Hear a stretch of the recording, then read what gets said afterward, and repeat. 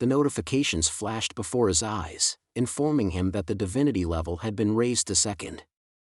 The level of the small beetle realm had increased to second. At first, the level of divinity only played a role in increasing the accumulation limit of faith, and thus there was no need to pay attention to it right away. What was important was that the small beetle realm had increased. Even though it had only reached the second level, it could now bestow blessings. Blessing beetles was now a possibility. But did anyone know what he wanted?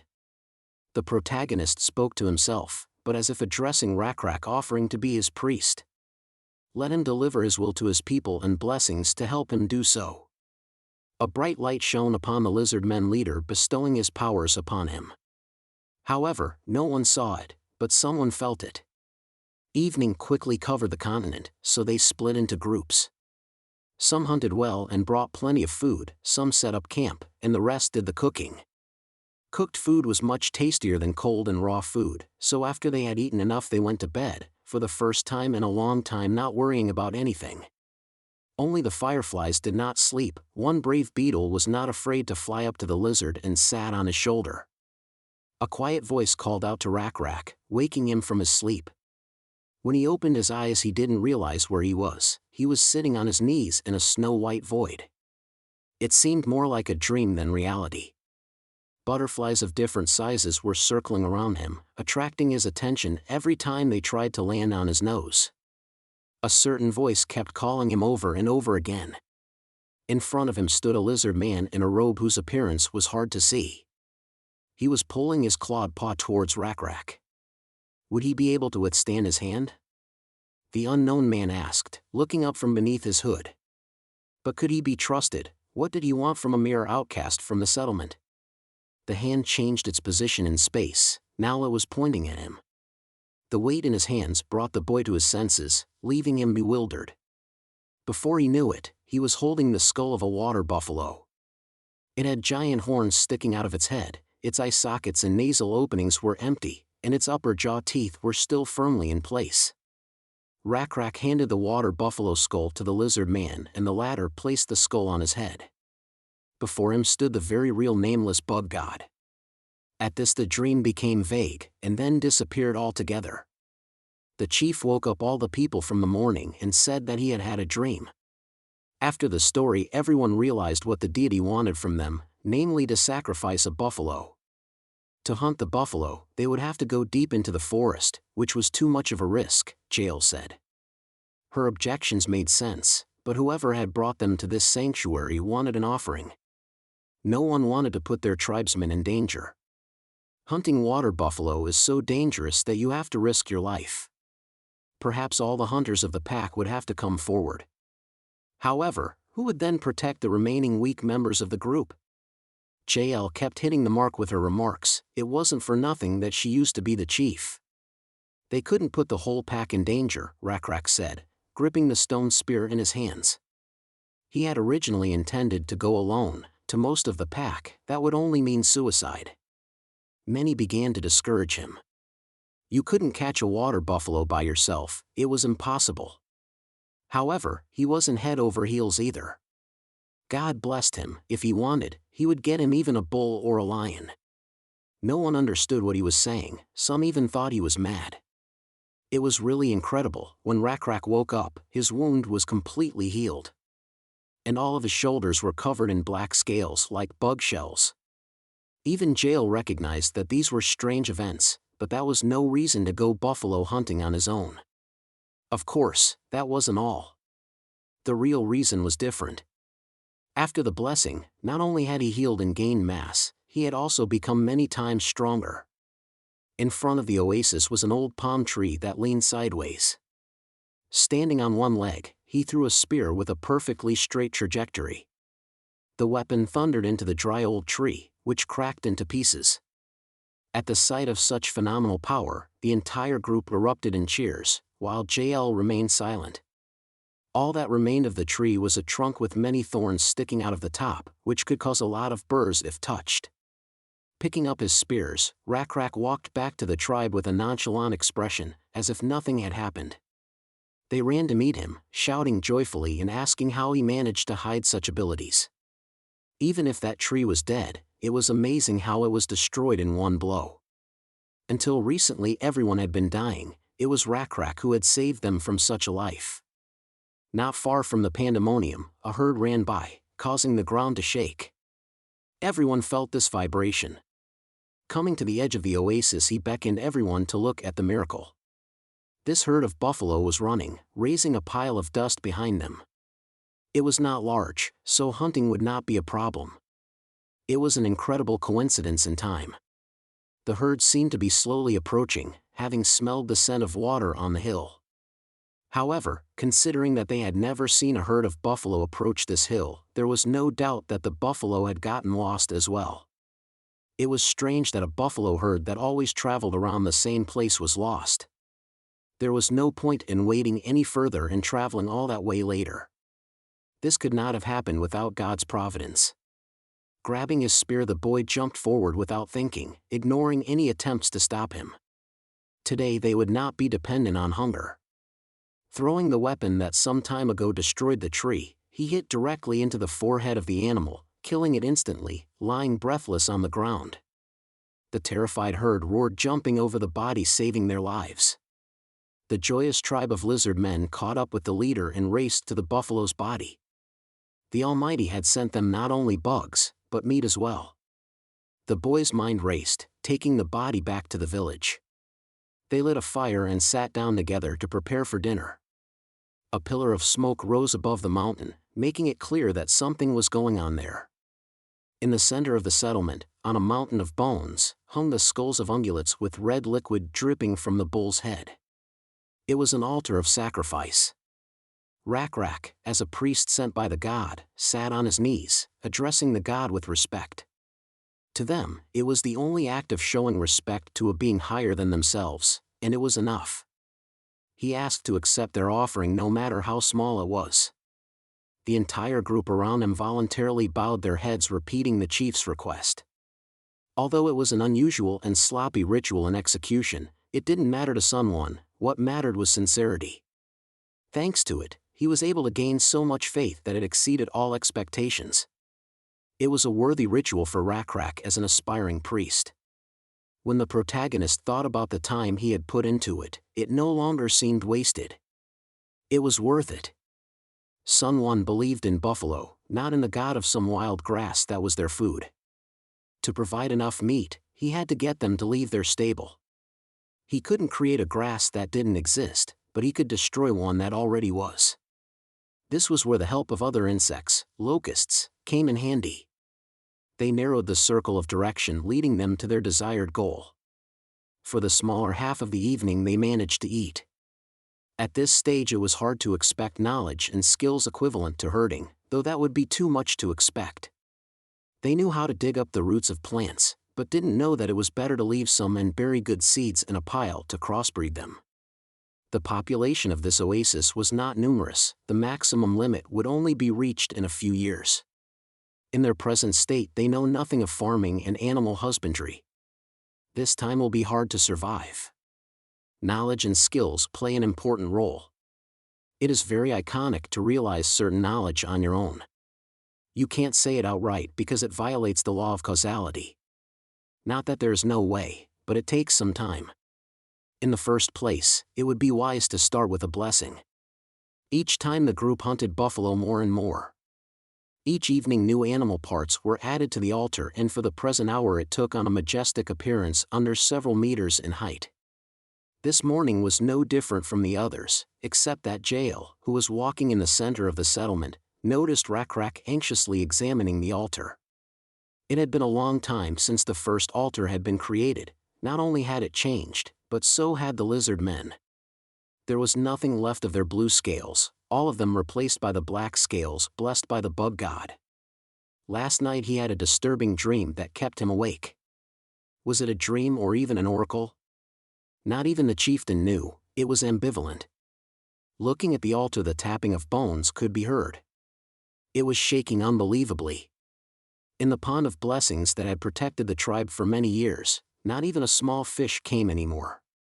The ground was so dry that not a single plant root could be found. Both knew that they had not gotten to that point yet. This dream was about the future. In the girl's opinion, there was nothing to worry about because the god was taking care of them. Rakrak had always listened to the ex-chief, but this time he still went to the top of the bones. He too believed in God. However, everything is God's will, believers always seem to find it difficult. If one did not understand its meaning, the priests would convey the will of God. The chief was only afraid of one thing. Sitting on the altar, it was hard for him to even remember the first shabby altar they had made years ago. Only the landscape had not changed over the years, but today, gazing into the horizon, the chief saw something he did not wish for anyone. The situation was not favorable and he asked Jael to come to him and express his opinion. The girl listened to him and started to rise. Rakrak took her hand.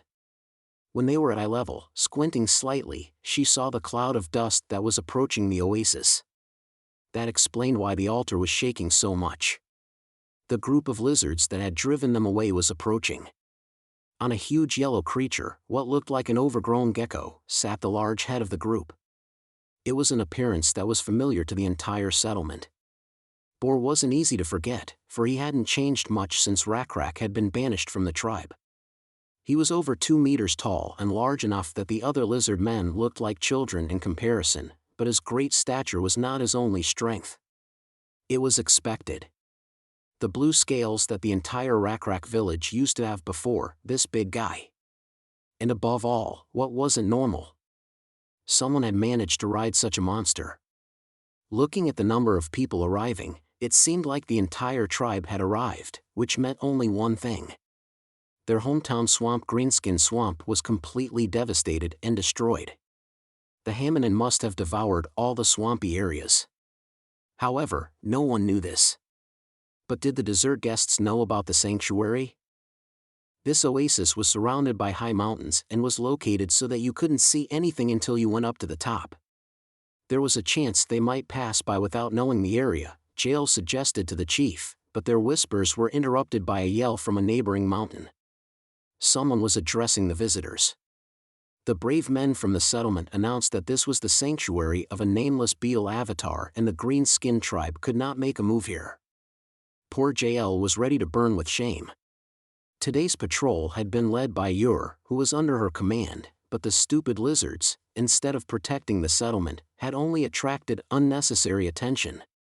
Patting the girl on the shoulder, Rakrak asked her not to worry. Perhaps it was the Lord's will, the boy said as he headed down the cliff. Picking up his spear, which lay nearby, he examined its integrity. The girl followed him down, assuming that the god had deliberately created this situation. Perhaps he intended to give them a test. However, the chief had other thoughts. It might not be a test, but a mission. He believed it was a mission to accept and save those who were originally with them. But even so, that guy was a powerful individual that possessed a giant beast. If he was a reasonable guy who understood something like this, he didn't continue to banish the weak tribe members into the wilderness. By such dialogue, the Morpho butterfly flew in. It seemed like it was always there for him during difficult times. Is this really God's will too? It's hard to dare to think about it further. For now, the chieftain would do what he could. Rakrak understood exactly what Sun One meant. Rakrak's tribe and the Blue Skin tribe had to unite for population growth and technological development. Looking at how the tribe was moving, it seemed that the same fate had befallen them. The land had abandoned them for a reason. They were in need of rescue. Thus, there was a need for more people to learn about the glory of the nameless bug god. However, it was a bit strange for the protagonist that Rakrak made this decision on his own without listening to the wishes of the population. Perhaps it was due to the high willpower that the chief had a value of 14. It meant that individuals could take their own actions. And unexpected actions could lead to trouble for someone. Did this guy from the Blue Skin tribe coming out of the swamps really think it was my will? God asked himself. In a way, he wasn't wrong. A leader with a high will performed his duties perfectly. If channeled, this power would be a more powerful and successful tool than simply controlling everything. If Cyanwin could only instill a strong faith in the test group, progress would come sooner. Instead of letting the player control all the individuals individually, our hero would be able to express his intentions more effectively. Getting as close as possible to the mountain on which the armed guards stood, the brash leader asked the noisy little guys if they lived here. Apparently, he did not know that these lizard men with black scales had once belonged to one of the groups he had banished. The patrol clearly didn't like this. It seemed that due to annoyance they were ready to pounce right now. Someone so brazen had dared to insult them and take an interest in their land. The leader of the enemy tribe did not calm down and continued to pester them with questions about what they were doing in such a wasteland. The bushes, the trees, the loot, everything on this land belonged only to the Avatar, Rakrak said, walking ahead of the help he had brought from the settlement. What kind of Avatar is this? The stranger asked, looking down. This place is the domain of an unnamed beetle Avatar. Rakrak, however, did not lose his confidence and replied that this was the domain of an unnamed bug Avatar. For such a person that stood at the head of the blue skin, it was unclear what was being explained to him. However, it didn't matter whether he understood or not. The arrogant lizard ordered the settlement to leave the place, threatening that if they did as well right now, he would not attack them. He didn't know how many of them were still hidden, but he was sure they wouldn't be able to defeat his group of beast men. Since ancient times, if there was a leader, he should use his brain and know how to calculate the outcome of a battle, Boar teased. Contrary to such beliefs, Rakrak still didn't want to fight anyone. He wasn't stupid, just confident in his power given by the blessing. Such an answer did not satisfy the leader of the enemy group. Most likely he originally wanted blood. Putting the coat forward, the noble leader addressed the strangers. The poor people who had lost their homes could now go to the abode of the god. The Lord could then take care of the new believers as he saw fit. Such an answer made the enemy laugh. What a funny opponent he had. You don't know how to calculate your moves, the stranger said, pulling the monster's reins on himself. He thought so, but he didn't know about the god and his abilities. He seemed to be talking nonsense, blood boiling in both of them. Slamming the reins on the animal's back, the enemy leader ordered them all killed in the same spot. Manon's eyes glittered brightly and he lunged at Rakrak, pointing his spear at his enemies. Rakrak stood confidently ahead of his pack, ready to sacrifice his life for them. Kill them, Boar shouted, slapping the reins on Manon's back. It was an honor for the responsible chieftain to stand before his enemy speaking face to face. He only asked himself for courage and strength in this fight. The huge reptile broke Rakrak's spear with one paw, striking with its strength. For an enemy chieftain to be so irresponsible was foolish. The palace mantle's paw was so huge that when he wanted to crush Rakrak, a shadow fell over his entire body, blocking the view of the sun. There was a clash of civilizations. Two different tribes came into contact. Experience points for both tribes increased greatly. It was a difficult challenge, but it had its benefits. Sun One had been paying too much attention to one tribe. These tribes were now his first-level area of Lizardman. Even new skills became available that could be used, and of course the protagonist chose them. Meanwhile, the battle continued. A quick strike swept across the meat where the boy stood, causing Boar to smile satisfactorily. However, when the beast raised a paw, beneath it stood the unharmed head of the tribe, which bounced aside in a moment. Something was wrong with him. Now someone was controlling him. The boy looked down at his body. Black scales, sharp claws longer than the joints of a foot, and an equally long muzzle came into his field of vision. Boar had no idea how he had escaped death, but he threatened not to miss a second time, so he commanded the mantle to kill him. To his own tribe he was no longer the same Rakrak. His mind was ruled by his own god that looked so contemptuously at his enemy. Opening the status window, he surveyed the state of affairs. Boar was a member of the blue-skinned lizard tribe and had the starting stats. Level 1 tribe warrior, level 2 tribe leader. Had strength 24, intelligence 15, sociality 16. The special skill was breeding. Even one Rakrak was enough to handle this guy. The only problem was to subdue his strong little monster Drake. At the moment the biggest threat was just him. A level 1 man and Drake with strength 87, intelligence 6, and sociality 9. At the same time, Rakrak was the leader of the tribe of the same name. A level 2 warrior and leader, a level 1 priest with strength 30, intelligence 24, socialization 26, and will 14. The abnormal status is the origin of a 3rd level saint. With such parameters, winning was not a difficult achievement. Rushing from his seat, he was at the very nose of the man in a few seconds. Applying the strong avatar skill, someone was confident of victory. This ability gives the user an additional characteristic called Divinity Class D. 1D is 100 times the maximum amount of energy that can only exist in nature. Simply put, Rakrak now has a power of 630 units. If the opponent did not possess the same amount of divinity, then fighting God would become impossible. With one hand alone, he grabbed the jaw of the beast and flipped it in mid-air, toppling it over onto its own master. It was a huge difference in strength. Anyone lucky enough to witness the scene would be shocked. The impact seemed to shake the very core of the planet, and some blue-skinned lizard men fell to the ground. With such force, someone could turn Manon into a bloody mess, but that would be too much. The guests would be more likely to be frightened than enthralled. Even the tribesmen that had seen him smash the tree with a single blow were impressed. The mantle was no longer able to fight and pressed his owner with his weight. Rakrak surprised every time, even Jael recognized that.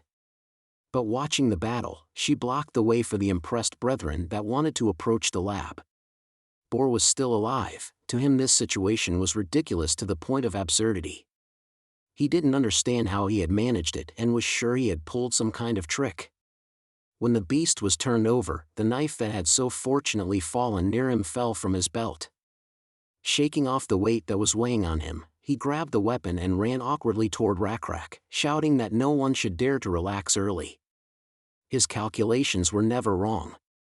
Not this time, however. One movement of his hand and Bor stopped with his face red from the slap. His neck snapped back, and soon his knees went under. Silence reigned in the ranks of the blue skin group members. This was an absolute power. There were definitely those among the lizards who believed that there was no way for them to escape now. Who is next? Asked the victor, looking at the frightened tribe. All of them unanimously threw their weapons on the dry ground, not wanting the same fate.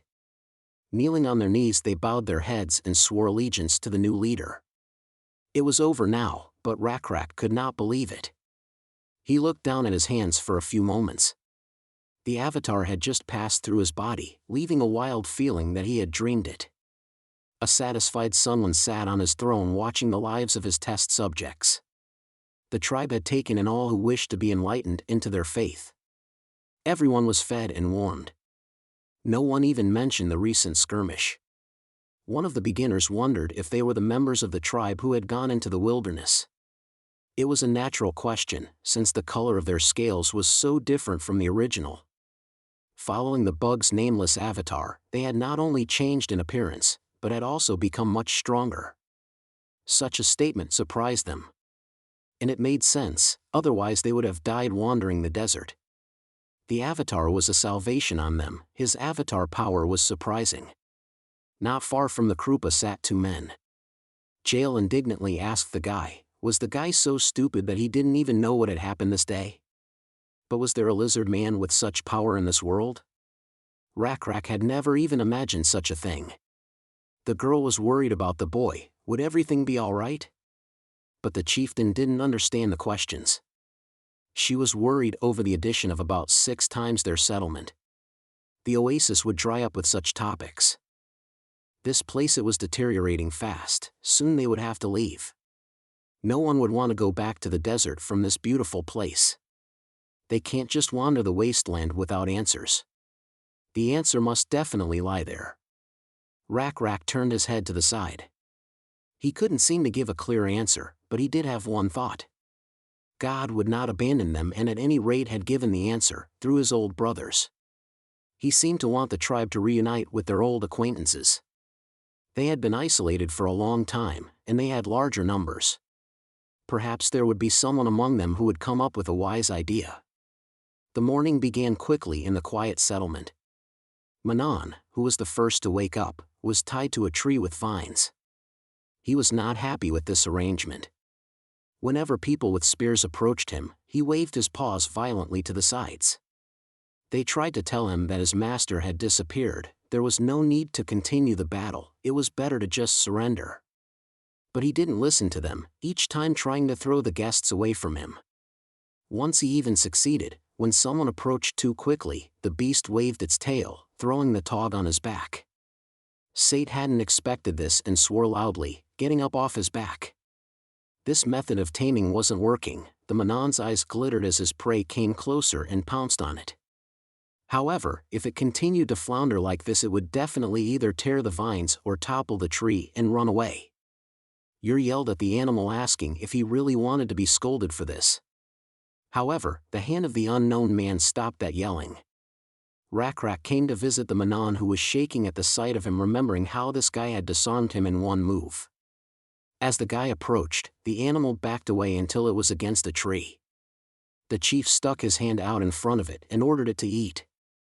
It didn't look appetizing, but after sniffing it he decided to try a bite. The settlement was clearly surprised at the capabilities of their head, who was hand-feeding the brutal beast. He became more affectionate and asked for more food, which they did not refuse to give him. It must make sense that a god would keep him alive. He had little food that was given in large quantities, but if he wants to stay with the tribe in the future, one must be patient. It's cute when the intelligent beast settles down looking with big eyes at his new master. If the man in cause is trouble again, let me know, ordered the chief, leaving the jail, who was sitting near a large log. She handed the chief the weapon with which Boar was going to attack him. Turning it in his hands, he marveled at the skill that made it possible to do such a thing. If it weren't for that boy's persistence, I would have made better blades, said the lizard, awarded with a huge number of scars. He's a blade artisan. But why did he say that? Asked the head of the settlement. It was simple, because of the trees. In the making process, they use a lot of wood. But is the weapon made by lighting a fire? Suggested Rakrak, looking at the blade. But no, to make a special fuel, you have to burn wood. Most likely Boar had forbidden them to burn trees. He felt that preserving the environment was better for the tribe than harder metal, and since they had to leave in a hurry, they didn't have enough time to test that. After a bit, the guy said he'd think about it and report back a decision on it tomorrow. It wasn't an urgent matter, so there was no rush for now. The scarred lizard left for the settlement, but he was replaced by an older man with no left arm. He came to them as they were looking for a guide. He was an avid traveler. As befits an old lizard man, he had scales of a different color than the blue-skinned tribe, and certainly different from the Rakrak clan, whose scales were black. This man wouldn't be a completely different species, so patches of his green skin still had blue coloring, but he definitely belonged to a different group. The wanderer with his old body wandered around looking for a place where he would be accepted.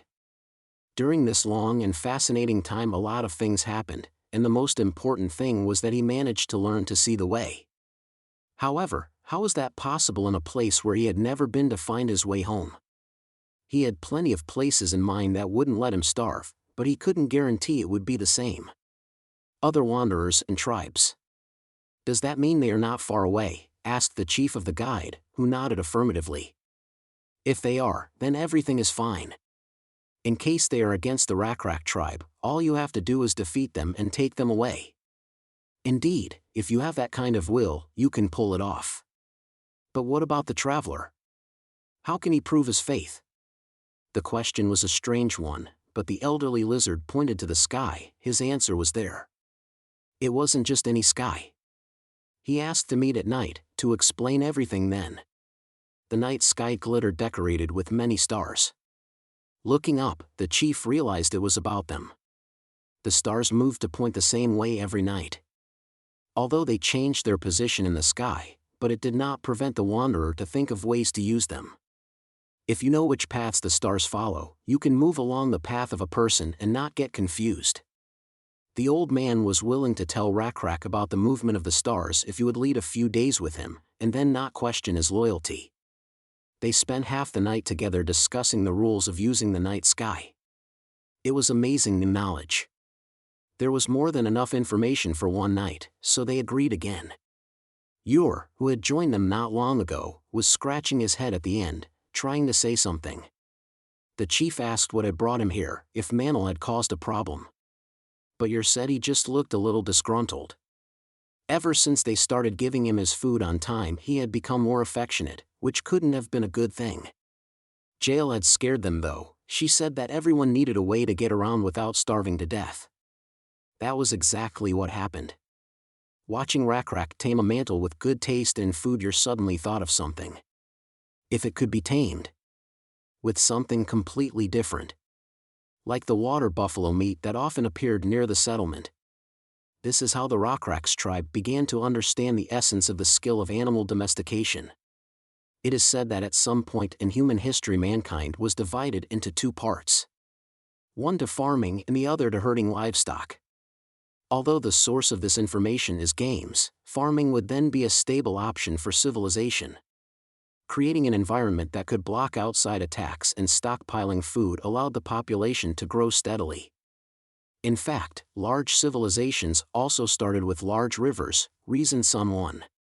However, the tribe he chose was the Lizardmen.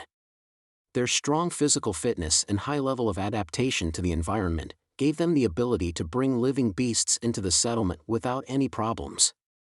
What they need more than anything else is herding rather than farming. Yor and the other warriors caught and brought in a herd of water buffalo. Most of the warriors were exhausted even with the insect blessing, but the herd of water buffalo even refused to resist and stood in formation. They had already made wooden fences to temporarily contain the buffalo herd, and when they locked them in there, they placed a sentry to prevent the buffalo from being secretly slaughtered. A commotion arose among the Lizardmen over the fact that of all the herd of tasty buffalo, but they could not eat any of them. Jail even appealed to the chief on behalf of the Lizardmen as to why such a ban was in place, but the fellow answered nothing and only said that all in good time. In addition to farming, to Sun 1's surprise, there was also a technology that would ensure everyone's success. Ironwork was one of the crafts that interested Sun 1. In the afternoon, Rakrak helped the iron craftsmen build a fire. They built a brazier and put a lot of wood on it. Then they covered the outside with mud to keep the fire from going out. When the fire was lit, the holes left for air to help the fire burn were plugged and they waited for the wood to burn down completely. The chief could not understand why things were done this way, but decided to just trust the iron craftsman. When it came to God's will, he knew he was right, but he recognized his ignorance in other matters. But the iron craftsman's skills didn't end there. He took 2 split wooden planks and placed them in front of the fire pit, stacking them together. The artisan then tied a wooden stick to the center of the structure and pressed it down with the palm of his hand, allowing the wind to flow easily through the fire hole. Taking the heated blades out of the mold, the blacksmith began to hammer the blanks into shape, leaving them to cool in the wind. They would finally be able to produce basic iron items. For now, they could cost less than well-worked bronze. For the Rakrak tribe, who had no choice but to use stone weapons, this would be quite useful. Having a traveling old man in the tribe was also an unexpected gain. Astronomy would be a revolutionary discovery. Of course, it was still too primitive to be called such a famous science. However, it could become much more in the distant future. Astronomers could later help with architecture or math. Someone hoped that Rakrak could make proper use of the stargazer. When night fell, the ringleader met up with the traveler again. The night sky had changed, just as the star catcher had said it would. However, Rakrak thought that one night could have been just a coincidence, and the star catcher agreed. Then the star catcher told him how the stars would move again, and the boy memorized it carefully. It was just as the star catcher said. The stars played the role of a guide across the sky. Now the head of the tribe had no choice but to do what he had already planned. One evening, Jayan, at the leader's command, threw more wood on the fire and gathered the whole village around the altar. "It has been a long time since the god brought them to this land," said the chief addressing the tribe. During this period they had even met their brothers. They could have been killed, but they chose to live independently. All of them could live on this land in peace and harmony for a long time, not letting outsiders in. However, those who were kicked out could have died in the desert. But that would not have been right. God desired salvation, not judgment, because it would benefit a large number of people. At dawn they will leave the oasis, Rakrak said, and invited the stargazer to join him. All the clan members began to talk quietly among themselves as the curious one-armed guide with turquoise skin approached the head. The man had been telling him about the movements of the stars for days. Digging into the words, the head of the settlement confirmed that everything the man had said was truth. The star will be their guide. From now on, everyone will trust the stargazer to show them the way, so that everyone will know.